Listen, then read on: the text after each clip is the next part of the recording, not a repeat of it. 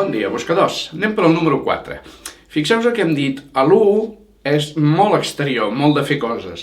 El 2 és interior, interioritzat. El 3, hem dit alegria, moviments, és cap enfora. Sempre hi ha aquest moviment d'anar i tornar, de pujar i de baixar. Ara toca el 4, que és un interioritzat. No és un número de fer coses a l'exterior, de fer, de mostrar, de sortir cap a fora, és interior. Val? Però se n'ocupa de coses que sempre es diu has de sentar el cap, has de fer-te gran, has de madurar. Quan es diu això, està parlant del 4. El 3 és el nen interior, que s'ho passa bé, doncs ara toca tocar de peus a terra, ser responsable, treballar, tenir una casa, tenir fills, una família. El que normalment en la societat se sol dir madurar. Això seria el 4. El número 4 parla, doncs, de les necessitats de supervivència física que tenim. Cuidar el cos, la salut, del menjar, de lo que són totes les feines que ens donen diners, el treball, la responsabilitat, la serietat, el compromís, tot això és el número 4. El qual és correcte perquè es necessiten totes aquestes qualitats per poder viure bé. Mínimament, com a mínim, per sobreviure, si no tens aquestes qualitats tindràs problemes. Evidentment, la persona que porta a l'excés és la persona extremadament responsable, que inclús agafa les responsabilitats d'altres. Aquestes persones que te diuen, deixa, ja ho faré jo, tu no ho fas bé.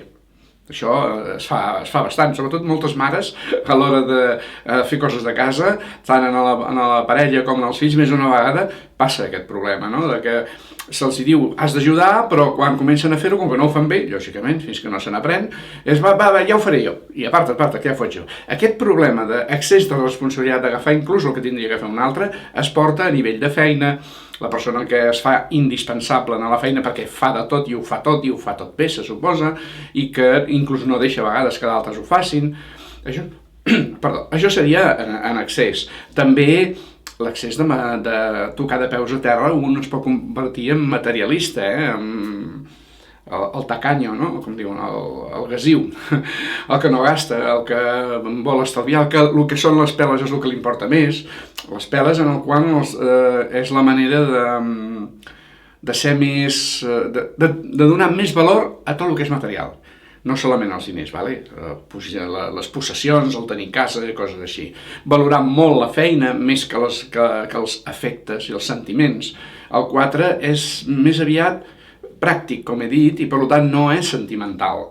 El que són sentiments són els clàssics, els tradicionals, però no valora tant el sentiment com el resultat pràctic. I això podria ser, doncs, els defectes.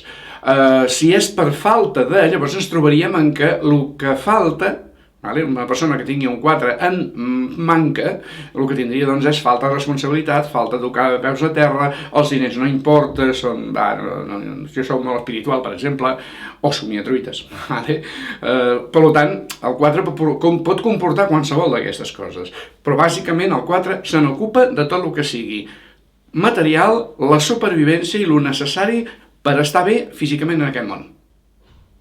Dubtes en els comentaris i ens veiem en el següent vídeo.